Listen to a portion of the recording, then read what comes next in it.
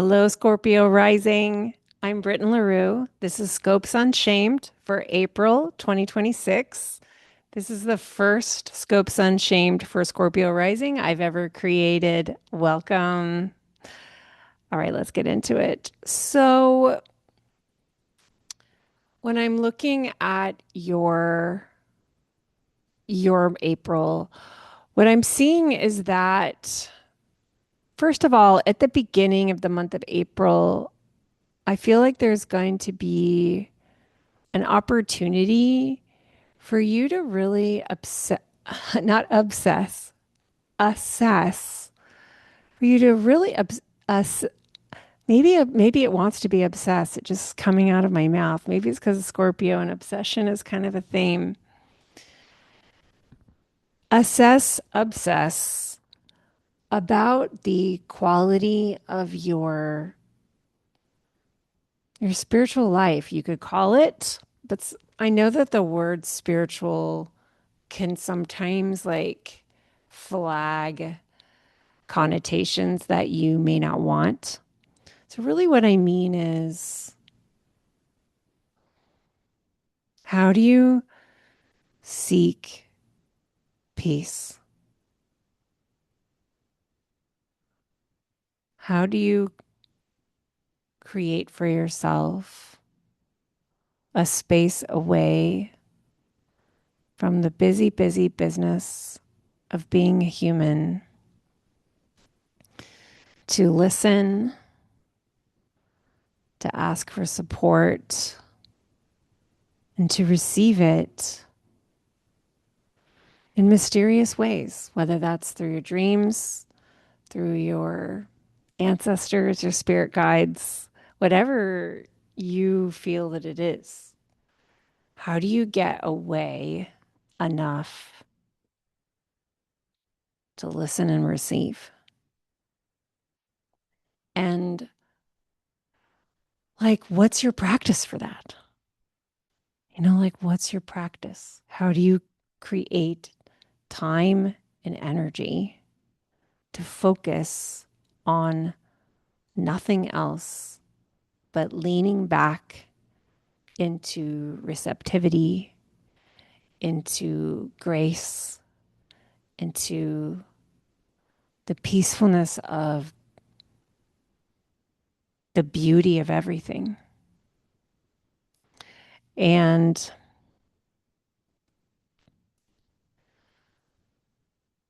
how might it support you to really bring that in a little more? Um, where do you go? What is the soothing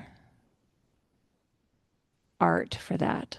You know, what is the art of attunement in your life? Do you trust that you deserve it? Do you trust that you are supported? So these themes may be up with the full moon at the beginning. And this is really, really helpful because that information is going to be able to really, really, really support you for the rest of the month. Because the rest of the month, one of the really big themes is in contrast to like behind the scenes, away from everyday life, it's the everyday business of being humans and bodies. And we have like work to do and food to eat, and we've got to sleep, and we've got to like declutter our houses and take care of business, make sure everything's running okay, everything's running smoothly. Like the business of that is going to be kind of hard to not look at.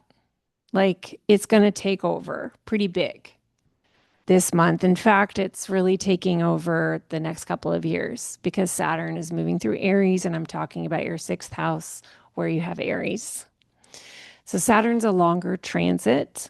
Right now, we just have a lot of energy that's in that zone for you, including your chart ruler Mars, which also rules Aries. And so Mars is coming through with its pointer, and it's like bringing a lot of energy to this space.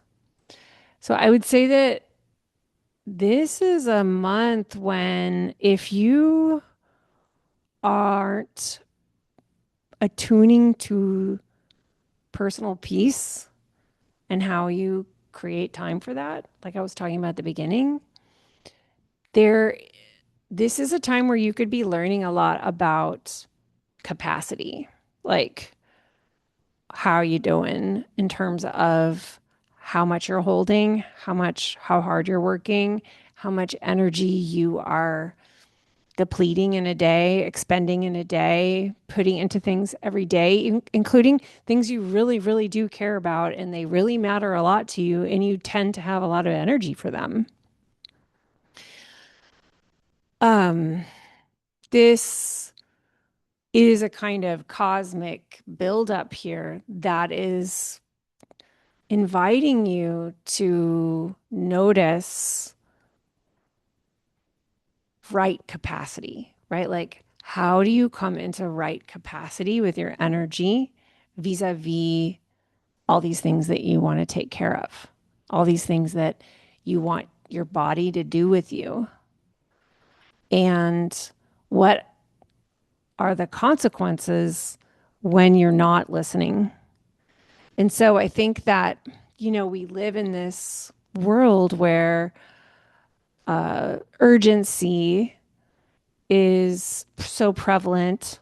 It's so prevalent that it's just normal. So until you start really paying attention to, like, oh, we don't actually have to live urgently. All of these things that we were taught that are urgent are actually not urgent. And like, I don't want to live like that. This might be a time when you are learning things about, like, how to unwind yourself from the grind, from burnout habits, from urgency culture, and unshame your own body's rhythms. Just like unshame that sometimes you really do have a huge capacity, and that's amazing. And how to, like, care for that so you don't expend it where you think you should. You don't expend it where you're like, oh, somebody needs energy on that. I have energy. I could do it. It's like, if it's not for you, it's not for you. And how to just unshame not jumping in and being the one with all the energy to get it done. So there's going to be, I think, a lot of learning to listen to the body. And, it may be amazing depending on your relationship to this already, because especially if you feel really in a great flow with your energy, it can feel just wonderful when you're like in the capacity for what you're passionate about. Like, that's a great feeling. But a lot of times we have a wonderful capacity for what we care about, but we're still shaming ourselves that we don't have more, like, why am I not a machine? That would be amazing. No. Whoa, like, whoa. Sometimes astrology like this can invite us to be like, whoa, looks like I thought I had to be a machine there. That conditioning was harmful. And, that can even bring up a lot of grief. Like, sometimes I think that we avoid noticing these things with capacity because to really be with them will mean facing the grief that we were raised like this, that this was your childhood, this was your adulthood, that everyone was raised with urgency, and it's super messed up, and it's unloving to bodies, and it's unloving to the planet, and we harm each other when we put that energy on one another. So I think we will not look at things to the extent that we don't want to feel grief, because grief is not a thing we think about. It's a thing that we feel. In shame culture, we have been raised with a lot of emotional immaturity and without proper ceremony and ritual for holding the feelings of grief. So, those are some things that could come up as you are navigating the experiences that will happen for you in April, which are all going to be in a micro way part of a larger multi-year story that you're having with Saturn to help you get into deeper relationship with your energy capacity and the way that you care for and tend the things that you want to have the energy to care for and tend. And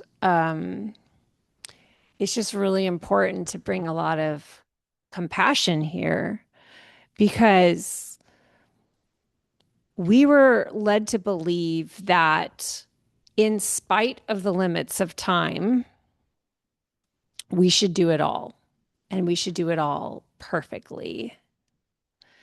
And there are parts of us that feel a lot of panic at not being able to do that, all that, and like accepting that that's not going to be possible because that feels like accepting failure or something. And some of that comes from actually a true sincerity around wanting to show up respectfully. So you can see it's complicated learning to discern capacity questions between programming and just like accepting the truth of the limitations of time and body, which is very much what Saturn is about and what the sixth house teaches us. So that's going to be one that I feel that you are going to be wanting the utmost compassion for. And it's a wonderful time to be finding resources and teachers and communities that will model that right relationship, or at least not perfect relationship. I mean, like model what it means to be learning, like model what it means to be learning about that relationship. Because this is not a thing that we reach perfection on. That's what we're healing from. It's about compassionate holding for human limitation and the sincerity of wanting to refine how we show up in the midst of that. Thank you so much. You have a lot of support here right now in your one-on-one relationships. So I think that whenever you're feeling like it's a lot, I'm inviting you to really lean into the sweetness of those who you know you can count on, those relationships that you know you can count on them this month when you know that that would feel good. I will see you in May.